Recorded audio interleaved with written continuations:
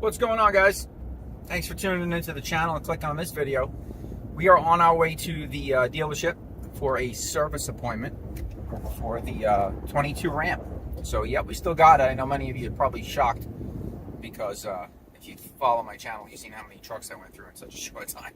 But yeah, we still got this truck. I got 10,391 miles on it at the moment. We're on the way to dealership for its, they do like a lifetime maintenance if you buy the truck from them. So every 10,000 miles, they'll do oil change, tire rotation for free. I've changed the oil already at 5,000 miles, so this will be the second oil change on the truck. So a couple little small issues with it I've had, nothing major. The truck's been fairly reliable, and actually has exceeded my expectations in most categories. So we'll get this service done. Hopefully they can get one of the issues fixed that I have, and then we'll talk about it here, so stay tuned. Alright guys, so got our first service done. I got my little guy with me here. We're actually having a little father-son day, so we're just killing a couple minutes time here. We're gonna go shoot over and hit a movie, but I figured I want to kind of update you guys on the Ram here. As you've seen, we got the first service done, and she's held up good. I mean, I got about, like I said, a little over 10,000 miles on it now. First service went well. It's nothing crazy at 10,000 miles, and quite honestly, all the dealer does is check the fluids, rotate the tires, change the engine oil. It's kind of like a lifetime maintenance that they offer when you buy the truck from them. As long as you own it, you get free oil change and tire rotation every 10,000 miles. I already changed the oil once at 5,000, so it's got two oil changes on the vehicle right now. And there's been nothing else I really had to do to it. Had the tires rotated just now. The paint, everything cosmetically on the truck is holding up like you would think it would, with only 10,000 miles. Now, I have used the truck quite a bit. If you guys follow my channel, I tow the toys around, I carry the ATVs in the bed. A couple small paint chips, probably my doing, no defect in the paint necessarily. The paint, actually, the quality on this truck is fairly good, I would say, the clear coat wise. I had a Chevy that the paint was so thin, the hood was so chipped up with only a few thousand miles on it that it was actually rather disappointing. Now, in the factory, there was a couple paint blemishes. There's some dusties in the paint. It's hard to see them on camera probably, but there's one big goober on the hood. I'll show you. It's like a paint defect, just a piece of dirt that fell in the paint when they painted from the factory. It looks like a chip, but it's actually kind of raised up. I don't know if you guys can pick that out there on camera. It's right there. It's a big goober in the clear coat. But you get these things with mass-produced vehicles. It doesn't necessarily, sometimes there's really nothing you can do about it. You're not going to get perfect everything, and you're getting a vehicle that's hundreds of thousands of them made a year. So as you can see, she looks good. Everything's. I tell you what, I've done several road trips with this vehicle. She drives beautifully. I'm getting pretty good gas mileage for a half-ton truck with a the V8 in it. So I don't think it's getting much worse or worse at all than some of these other trucks manufacturers out there with the V6s and hybrids and all that stuff. If I'm on a road trip, not hauling anything, just myself, my wife, kids in the truck, or just even myself, I get 20 on the highway. I can get 21 if it's flat. But I like an average 20 on a road trip. Now I've gone on road trips with just my ATV in the bed, just the Raptor 700 in the bed, and with some extra gear and fuel, so maybe 400 or 500 pounds total carrying, plus myself. And I've gotten 18 and a half, 19 miles to the gallon on road trips like that. Now, towing the trailer, I don't tow more than 4,000, 5,000 pounds. It'll get, with all the ATVs on it, and it really depends on the road conditions at that point. Once you start towing, that's when gas mileage kind of dips. But with just that much weight on it, just the ATVs, I've towed a side-by-side a few hundred miles in the truck, and up some pretty mountainous terrain, and I average 17. And with the ATVs and stuff like that, I'll get anywhere, really depending on if it's a lot of headwind or anything like that. anywhere from 15.5 to 17.5 miles to the gallon. So it does fairly well. I'm happy with it, super happy with it actually. I have literally no complaints about the truck, which actually kind of surprised me going into it. You know, I've kind of had a you know, Rams have and Mopar kind of has a stigma about having, you know, a lot of issues and stuff like that. And the older Rams, I think, did. These newer Rams are definitely way more refined than the older ones were. I've had 2 issues since I got the truck. One was a factory defect, which I'll talk about here. I'll tell you. So the windshield, you know, I didn't know. We figured out it was the windshield, but it took a couple trips to the dealer. So when I would get over 70 miles an hour, sometimes even less, if it was a headwind, I can get 63, 64 miles an hour, and it would start hearing like somebody was blowing a kazoo at you through the windshield. It was a real distinct sound, and it sounded to me always like it was coming from the windshield. And then when I brought it to the dealer, they was like, well, there's a couple of areas that, you know, these trucks, we've had issues with air coming into the cab. One of them is around the A-pillars behind the fender, where the fender mounts, the A-pillar in there. There's some missing seam sealer on they've had issues with, and air can get in a tiny little pinhole and whistle and come in. I didn't think it was that, because it just didn't sound like that to me. And then the door seals. So the dealer insisted on replacing the door seals on the passenger side, because that's what the tech said he thought it was. I said, okay, well, go ahead and have at it, but I don't think that's going to fix it.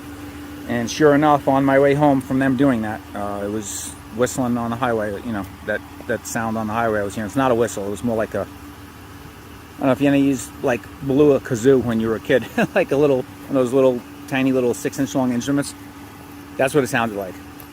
So I called the dealer. I say, I'm on my way home. You know, it didn't fix anything. I'm insistent that it's the windshield. I'm almost certain. And they said, well, we can send the glass guy to your house and pull the windshield if you want, and we you know, go that route. The other thing it could have been would be behind the dashboard. They would have pulled the whole dashboard out. There was an area where on the firewall, but behind the dash, that could be some missing seam sealer also. That seems to be another issue with where the sound could be coming from. But I didn't think it was that. I was pretty confident it was the windshield, and they sent the glass guy to my house. The guy pulled the windshield out, and he said, well, I found your wind noise. There was where the urethane strip starts on the windshield, where they started the strip. You know, the robots just lay the urethane down and then they drop the glass on it. Well, they started the urethane about right here, ran it all the way around the windshield, and then when it came back around, the beads didn't touch. There was a gap probably about that big. And you know, once you got on freeway speed, that was just making that horrible sound.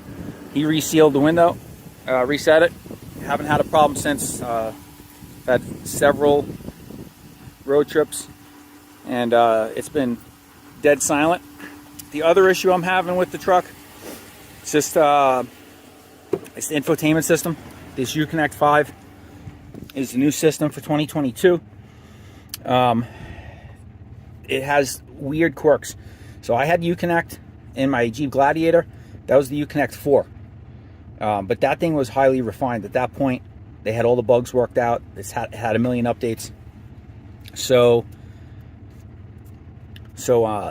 basically what will happen is you'll through this unit, if you go to vehicle, you have all these different driver settings. There's a ton of them. Display, you can set different themes. So when you set the theme, it'll change, like the color or the background on your dash, you know, the color of the buttons and the background and stuff on that. So when you can do all that, and then of course, you know, you have your radio. You preset your stations, and then in audio, you have your equalizer settings. Those things randomly erase, like they go bye-bye, like goes back to factory reset almost.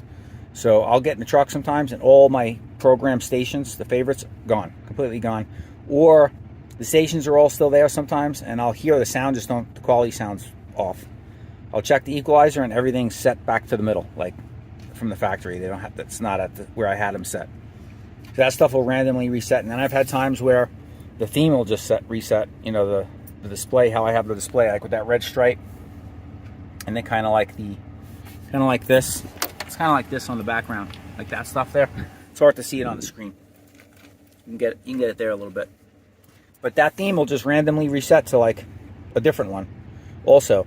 So there was an update that came out. I don't have over-the-air updates on this truck because you have to have either navigation or where it can communicate with Uconnect, and I don't have that. That was actually deleted. If I look at my Windows sticker, it was actually deleted from the truck prior to shipping to save on microchips. This was, you know, when they were building it and towards the tail end of COVID, they were still trying to save microchips with microchip shortage and all that. So that don't have it. So in order for me to get Uconnect updated, I have to get it done at the dealer. So when I was at the dealer getting an oil change, I had them check it. They updated it. I'll update you guys if that fixed it. Hopefully it does, because it is kind of annoying to get in and all your, you know, I got like 18 stations programmed in and they all just gone, deleted. I got to go through and reset them all again. That's kind of frustrating. I mean, just equalizer settings getting reset is frustrating enough, but that's a quick fix. But to have to reprogram all your stations, so that's a pain in the neck. Other than that, I got to be honest, the truck's a pleasure to drive, really. It's super comfortable. These seats are great. And what I didn't realize is my brother has a Ram. He's got the GT package, and it's got like the TRX seats. And those seats are much stiffer. I sat in it yesterday, and I found these are a little bit softer. I don't know if it's because it's not all leather. This is kind of like a rubbery vinyl. And then where the material is, it's much softer seat. So if you're not a big guy, you don't got a big ass, you don't need a lot of cushion. So I need a nice soft seat for my bony rear end. And these seats are super comfortable. The lumbar support is great on them. They don't, you know, they keep you from sliding around a lot. The heated seats work terrific. I use them a lot. The heated steering wheel I don't really get to use here much in Arizona. It's not that cold enough. But I have tried it out. It gets fairly warm, the steering wheel. Everything else, I haven't not installed the trailer brake controller yet. And I tell you what, that's one thing that impresses me most with towing with this truck is the brakes. I'll show you guys outside the truck here. The brakes, let me shut it off because it's killing gas. But the brakes on this thing, I was at the dunes with a buddy of mine, and he has a 2500 Ram, and he noticed, he's like, man, your brakes are like the same size as mine.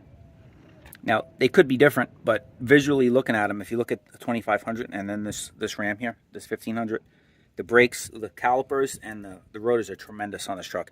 And you can tell when you're towing, like I said, I've towed 4,000 or 5,000 pounds, and I don't have the trailer brake controller installed, and this thing stops like almost like there's no trailer behind it. That's how good the brakes are on this truck. Very, very good. The one thing I hate about it is the start-stop. I forgot to mention that. So the start-stop, you can turn it off. It's right there. So I do turn it off, but that's rather annoying. The way it starts and stops. It's so sensitive with the start-stop. It stops. The engine shuts off before you even come to a complete stop. Like you're just rolling to a stop, and you're almost stopped, and it shuts off. So if you're just going through a parking lot, and you're slowing down, starting up, because there's a lot of cars in the parking lot, it'll just keep shutting off and turning on. It's super annoying. So I shut it off altogether. I just don't like it. Back seat's been great.